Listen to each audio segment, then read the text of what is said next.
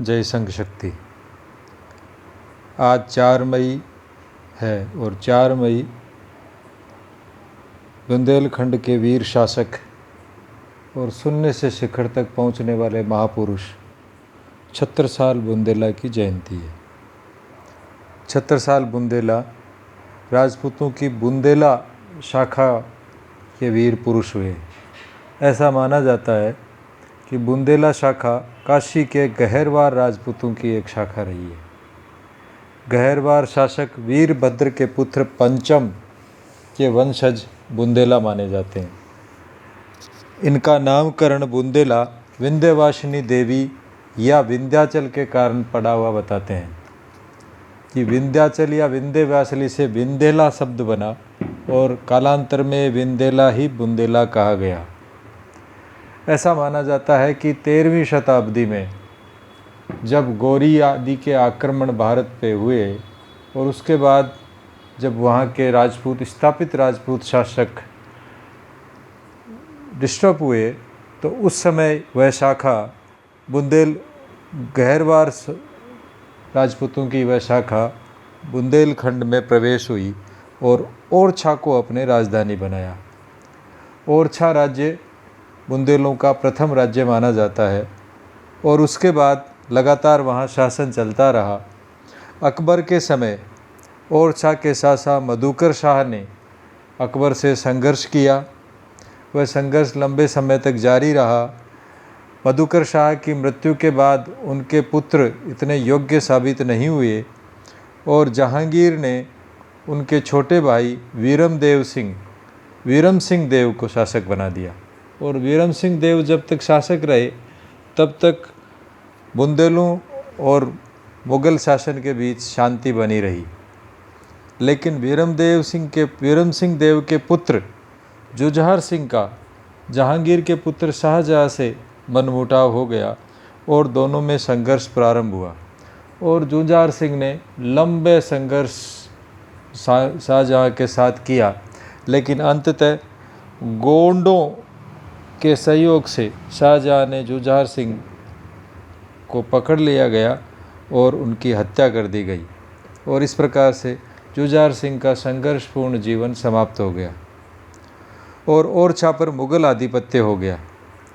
लेकिन स्वतंत्र प्रकृति के बुंदेला सरदार ओरछा राज परिवार के ही एक दूर के सदस्य चंपत राय के नेतृत्व में फिर से संगठित हो गए और उन्होंने विद्रोह जारी रखा। चंपत राय स्वयं जुझार सिंह के स्वामी भक्त सेनानायक थे और वे चाहते थे कि जुझार सिंह के परिवार का ही कोई व्यक्ति ओरछा का शासक बने। लेकिन मुग़लों के आधिपत्य होने के कारण उन्होंने मुग़लों के खिलाफ संघर्ष प्रारंभ कर दिया। शाहजहाँ की सेना से संघर्ष करना प्रारंभ किया। शाहजहाँ जब चंपत राय और उनके नेतृत्व में बुंदेलों को नियंत्रित नहीं कर पाया तो उसने उनमें फूट डाली और फूट डालकर जुझार सिंह के एक पुत्र पहाड़ सिंह को अपना कृपा पात्र बनाया और उसको शासक बना दिया। चंपत राय को लगा कि वो जो चाहते थे कि जुझार सिंह के परिवार के पास ओरछा का शासन होना चाहिए, इसलिए उन्होंने इस अपने उद्देश्य को सफल माना और पहाड़ सिंह के साथ सहयोग करना प्रारंभ किया। लेकिन पहाड़ सिंह जो शाहजहाँ का कृपा पात्र था उसको चंपत राय से मन ही मन डर लगने लगा और वह ईर्ष्या करने लगा और उसने चंपत राय को धोखे से मरवाने की चेष्टा की। चंपत राय को जब ये पता चल गया तो वो ओरछा छोड़कर और बाहर निकल गए। लेकिन उनके सामने कोई विकल्प नहीं होने के कारण उन्होंने अपने आप को दारा शिकोह की सेना में शामिल कर लिया। दारा शिकोह शाहजहाँ का कृपा पात्र था, इसलिए दारा शिकोह की सिफारिश पे चंपत राय को भी जागीर मिल गई। लेकिन स्वतंत्र प्रकृति के चंपत राय की दारा शिकोह से ज़्यादा नहीं बनी और अंततः उन्होंने वहाँ से विद्रोह कर दिया। दारा शिकोह उनसे नाराज हुआ और उनकी जागीर छीन ली गई और उसके बाद चंपत राय फिर स्वतंत्र प्रकृति के कारण विद्रोही हो गए और उन्होंने औरंगजेब का साथ देना प्रारंभ कर दिया। दारा शिकोह से जो संघर्ष हुआ, औरंगजेब का सत्ता के लिए जो संघर्ष हुआ, उस संघर्ष में वे औरंगजेब की तरफ चले गए और जो धर्मत का युद्ध है उन्होंने औरंगजेब की तरफ से लड़ा। लेकिन कालांतर में औरंगजेब से भी उन्होंने विद्रोह कर दिया, क्योंकि मूलतः उनकी जो प्रकृति थी वह स्वतंत्र रहने की प्रकृति थी। वो चाहते थे कि बुंदेलखंड है वह स्वतंत्र राज्य स्थापित हो, लेकिन वो ऐसा कर नहीं पाए और लगातार संघर्ष करते रहे और अंततः वृद्धावस्था की उम्र में धोखे से उनको घेर लिया गया। उस समय उनकी पत्नी और उन्होंने दोनों ने अपने आप को 1661 में अपने आप को मार लिया और इस तरह से चंपत राय की ई लीला समाप्त हो गई। ऐसे संघर्ष प्रकृति के चंपत राय के पुत्र थे छत्रसाल बुंदेला, जिनका जन्म 4 मई 1646 को हुआ। जो ही चंपत राय की मौत हुई, पिता की मृत्यु के बाद छत्रसाल बुंदेला का बचपन अभाव में बीता और वो भी जगह जगह भटकने लगे। लेकिन मुगलों के आतंक के कारण कोई भी उनको शरण देने के लिए तैयार नहीं था। यहाँ तक कि उनकी बहन ने भी उनको अपने पास रखने से मना कर दिया। अंततः मजबूर होकर छत्रसाल बुंदेला ने मिर्ज़ा राजा जय सिंह जी के नेतृत्व में जो मुग़ल सेना थी, उस सेना में सम्मिलित होना स्वीकार किया और मिर्ज़ा राजा जय सिंह जी के नेतृत्व में सैनिक प्रशिक्षण प्राप्त करना प्रारंभ किया। मिर्ज़ा राजा जय सिंह जी ने जब पुरंदर का घेरा डाला, तो उस पुरंदर के घेरे में वो जय सिंह जी के साथ रहे और अद्भुत वीरता का प्रदर्शन किया, जिसके परिणाम स्वरूप मिर्ज़ा राजा जय सिंह जी उनसे बहुत प्रसन्न हुए और उन्होंने छत्रसाल को एक जागीर दिलवाई। लेकिन स्वतंत्र प्रकृति के छत्रसाल, क्योंकि लगातार ये प्रवृत्ति बुंदेलों की चलती आ रही थी, जुझार सिंह से पहले मधुकर शाह और जुझार सिंह के बाद चंपत राय और चंपत राय के बाद छत्रसाल, क्योंकि अपनी स्वतंत्र प्रकृति के कारण वो अधीनता स्वीकार नहीं कर सकते थे। इसलिए छत्रसाल भी एक तो अपनी पिता की मृत्यु का बदला लेने के लिए और अपनी स्वतंत्र प्रकृति के कारण शिवाजी से जाकर मिल गए और उनको अपना मार्गदर्शक गुरु मान लिया। उनके साथ कुछ समय तक रहे और उसके बाद 1671 में शिवाजी ने उनको बुंदेलखंड में जाकर स्वतंत्र संघर्ष करने का निर्देश दिया और छत्रसाल बुंदेला केवल मात्र 5 घुड़सवार सैनिकों और 25 पैदल सैनिकों के साथ बुंदेलखंड में आ गए। बुंदेलखंड में आकर उन्होंने अपने भाइयों से संपर्क किया और उनके साथ मिलकर औरंगजेब के विरुद्ध संघर्ष छेड़ दिया।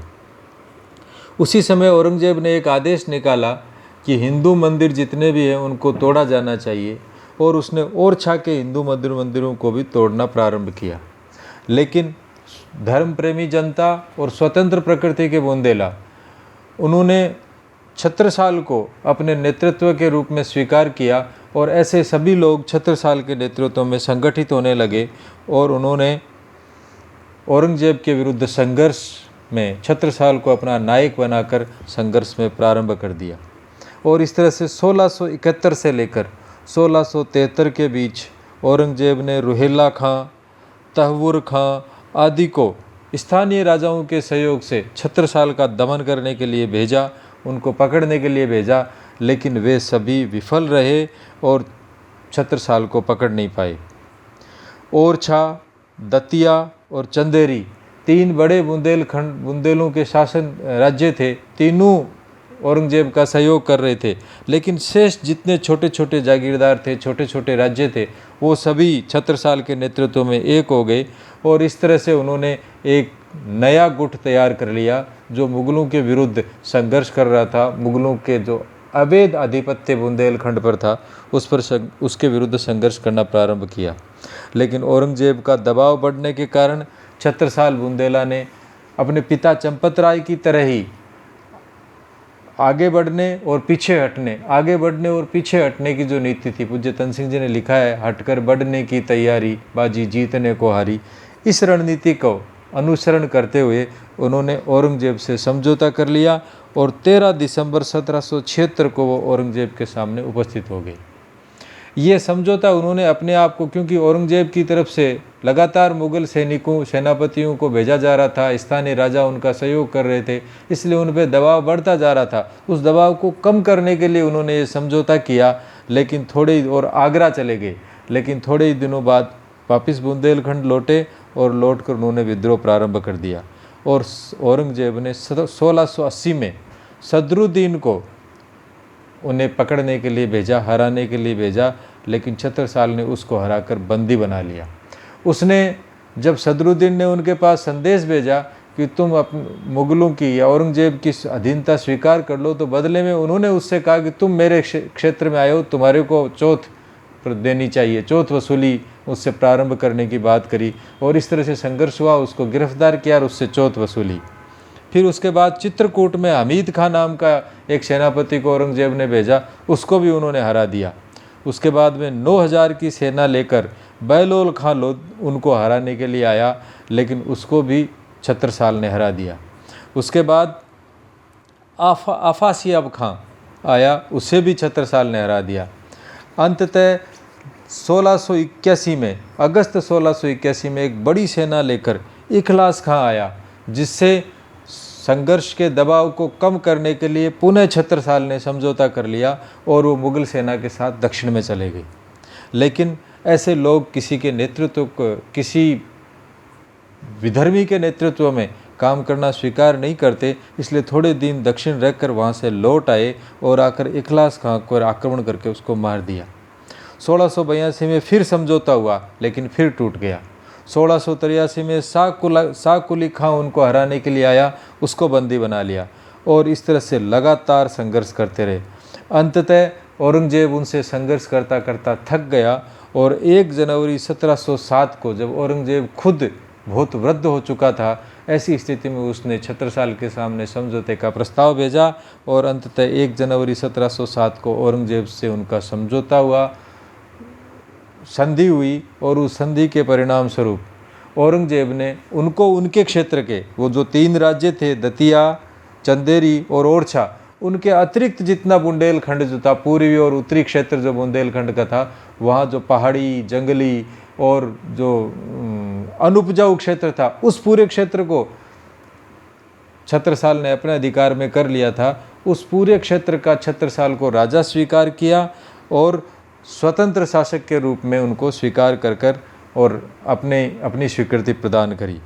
1600 इस प्रकार से 1671 से लेकर और 1707 तक लगातार 36 वर्षों तक और छत्रसाल ने औरंगजेब से संघर्ष किया और उस संघर्ष के परिणाम स्वरूप सुखद परिणाम उसका ये मिला कि जो व्यक्ति 5 घुड़सवार और 25 पैदल सैनिकों के साथ संघर्ष करने के लिए आया था, आज उसको एक स्वतंत्र शासक के रूप में, बड़े भूभाग के स्वतंत्र शासक के रूप में स्वीकार कर लिया गया। इसके बाद 20 फरवरी 1707 को औरंगजेब की मौत हो गई। औरंगजेब की मृत्यु के बाद बहादुर शाह शासक बना और बहादुर शाह क्योंकि छत्रसाल की योग्यता से, छत्रसाल की वीरता से प्रभावित था, इसलिए उसने छत्रसाल की जागीर को उसी एज इट इज रखा, किसी प्रकार से उनसे संघर्ष नहीं लिया, बल्कि जब तक बहादुर शाह शासक रहा दोनों के बीच शांति से समय बीता। इस बीच 8 महीने के लिए जहांदार शाह शासक बना, लेकिन वो लंबा नहीं चल पाया और उसके बाद फरवरी 1712 तक बहादुर शाह शासक रहा, 1707 से लेकर 1712 तक।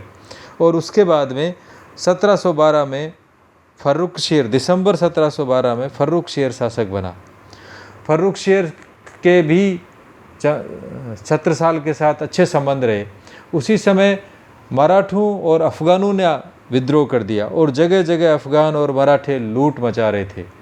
फर्रुखशियर की तरफ से इस लूटपाट को रोकने के लिए सवाई जयसिंह जी, जो जयपुर के मिर्जा राजा जयसिंह जी पहले थे, और उसके बाद सवाई जयसिंह जी को फर्रुखशियर ने ये जिम्मेदारी सौंपी कि वो मराठों जो लूटपाट कर रहे थे उनको, मराठे में शिवाजी और उनके पुत्र सब हो चुके थे, पेशवाओं का शासन आ चुका था और वो लोग जगह जगह लूट मचा रहे थे, और उधर अफ़गान अलग अलग गुटों में आ रहे थे, वो भी लूट मचा रहे थे। उस लूट करने वालों को रोकने के लिए, उनका दमन करने के लिए सवाई जयसिंह जी और बुद्ध सिंह हाड़ा और तीसरे छत्रसाल बुंदेला, तीनों ने ये जिम्मेदारी ओढ़ी और उन्होंने उसमें उल्लेखनीय प्रयास किया और तीनों ने मिलकर पूरे क्षेत्र में शांति स्थापित करी, अपने क्षेत्र में जो जो उनको सौंपा गया था। इसी बीच फर्रुखशियर है उसको हटा दिया गया।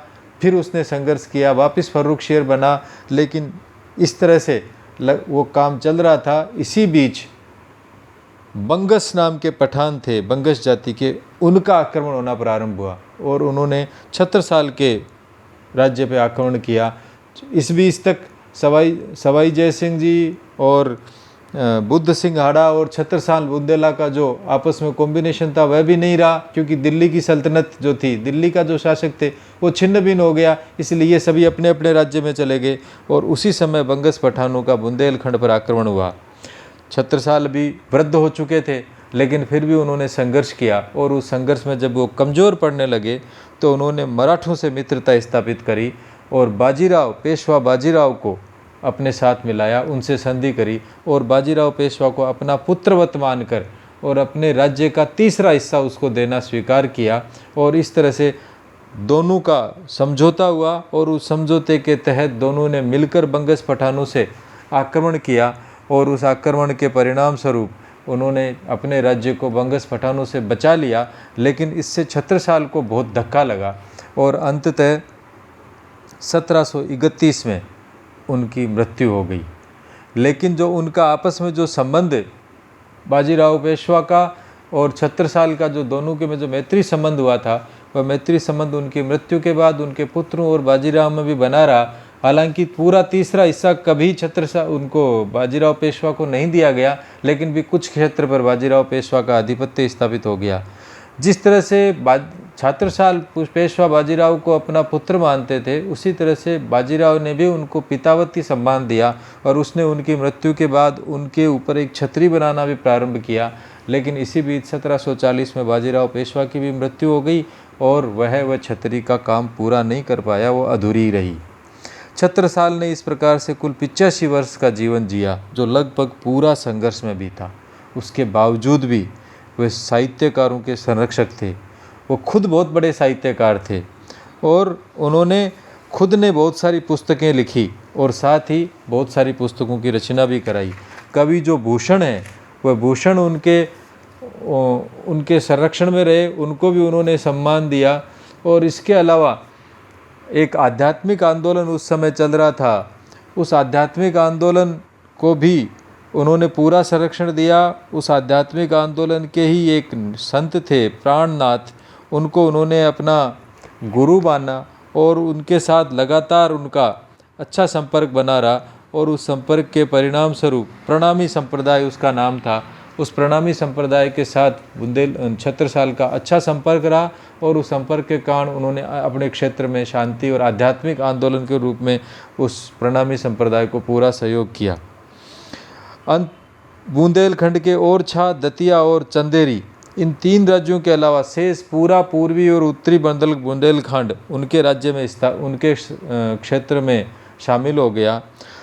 जो व्यक्ति 5 घुड़सवार और 25 पैदल सैनिकों से जिन्होंने यात्रा प्रारंभ करी थी, जब उनका अंतिम समय आया तब तक उनके पास 40,000 की पैदल सेना थी, 12,000 घुड़सवार थे और 300 तोपें थी। ऊपर वाले तीनों बड़े राज्य जो थे, ओरछा, दतिया और चंदेरी, तीनों ने हमेशा मुगलों का साथ दिया छत्रसाल के विरुद्ध। लेकिन छत्रसाल ने कभी भी उनके साथ दुर्भावनापूर्ण या दुश्मनीपूर्ण व्यवहार नहीं किया। उन्होंने हमेशा ये माना कि हमारे कुटुंबी हैं, इसलिए कोई ऐसा विशेष प्रयास नहीं किया जिससे उनका कोई नुकसान हो, बल्कि हमेशा अपनी तरफ से मैत्री संबंध स्थापित करने का ही प्रयास किया और उनके क्षेत्र में किसी तरह का हस्तक्षेप नहीं किया। 1707 जब औरंगजेब पहला से उनका समझौता हुआ है तो 63 वर्ष के हो चुके थे वो, तो 63 वर्ष तक की उम्र तो उनकी पूरी ही संघर्ष में बीती। उसके बाद 63 वर्ष के बाद जब उनको स्वतंत्र शासक स्वीकार कर लिया गया, उसके बाद का उनका जीवन है जो दूसरे कामों की ओर लगा। और इस बीच भी और उसके बाद उन्होंने अपने राज्य में एक व्यवस्थित शासन प्रणाली स्थापित करी, राजस्व व्यवस्था स्थापित करी और अपनी संतानों को एक व्यवस्थित और संपन्न राज्य सौंप के गए। ऐसा बताते हैं कि उनके राज्य की आय उस समय लगभग 1.5 करोड़ थी। इस प्रकार से छत्रसाल, जैसा मैंने प्रारंभ में कहा, शून्य से प्रारंभ करके शिखर तक पहुंचने वाले केवल अपने पुरुषार्थ के बल पर, केवल अपने संघर्ष के बल पर शून्य से लेकर शिखर तक पहुंचने वाले महापुरुष थे। ऐसे महापुरुष की आज जयंती है। हम सब लोगों को उनसे पुरुषार्थ की शिक्षा लेनी चाहिए। हम सब लोगों को उनसे दक्षता की शिक्षा लेनी चाहिए। कब आगे बढ़ना है, कब पीछे खिसकना है, इस बात की शिक्षा लेनी चाहिए। किस प्रकार से शिक्षण लेना है। हम यदि देखें, राजस्थान से उनका संबंध देखें तो मिर्ज़ा राजा जयसिंह से भी उनके प्रेमपूर्ण और स्नेहपूर्ण संबंध रहे। मिर्ज़ा राजा जयसिंह ने उनको पुत्रवत मानकर और उनको प्रशिक्षण दिया। शिवाजी ने उनको पुत्रवत मानकर अपना मार्गदर्शन प्रदान किया। और उसके बाद में सवाई जय सिंह जी जो थे, उन्होंने भी उनको मित्रवत मानकर और उनके साथ संघर्ष किया, उनका सहयोग किया। और उसके उपरांत जिनको हम बाजीराव पेशवा जो थे, बाजीराव पेशवा ने भी उनको पितावत मानकर और उनका संरक्षण किया, उनका सहयोग किया। और बदले में छत्रसाल ने भी उनको पुत्रवत माना। तो उस क्षेत्र, उस समय के जो बड़े बड़े नायक हुए, उन सभी नायकों के साथ छत्रसाल का 85 वर्ष का जीवन, औरंगजेब से लेकर औरंगजेब के बाद बहादुर शाह, बहादुर शाह के बाद जहांदार शाह के बाद फर्रुख शेर, इतने 3-3, 4-4 जो दिल्ली के शासक थे, उनके साथ उनका जीवन व्यतीत हुआ। और इतने लंबे जीवन में उन्होंने दिल्ली को हमेशा अपने सामने नतमस्तक होने, या ये कहें कि बराबर का संबंध स्थापित करने, या यूँ कहें अपनी शर्तों पर दिल्ली के साथ संबंध स्थापित रखने का जो पुरुषार्थपूर्ण काम किया, उसके कारण उनकी संघर्ष प्रियता, उनके पुरुषार्थ, उनके पारिवारिक भाव कि अपने ही कौटुंबिक जो शासक थे, उन कौटुंबिक शासकों के विरोधी भाव होने के बावजूद भी उन पर कभी उन्होंने आक्रमण नहीं किया। इन सब कारणों के कारण छत्रसाल एक महान व्यक्ति, एक अद्भुत साम्राज्य निर्माता और एक संघर्ष प्रिय व्यक्ति के रूप में हम सब लोगों के लिए आदर्श हैं, प्रेरणादायी हैं। हम सब लोगों को उनसे प्रेरणा लेकर अपने जीवन में भी इसी तरह के पुरुषार्थ को करना चाहिए। जय संघ शक्ति।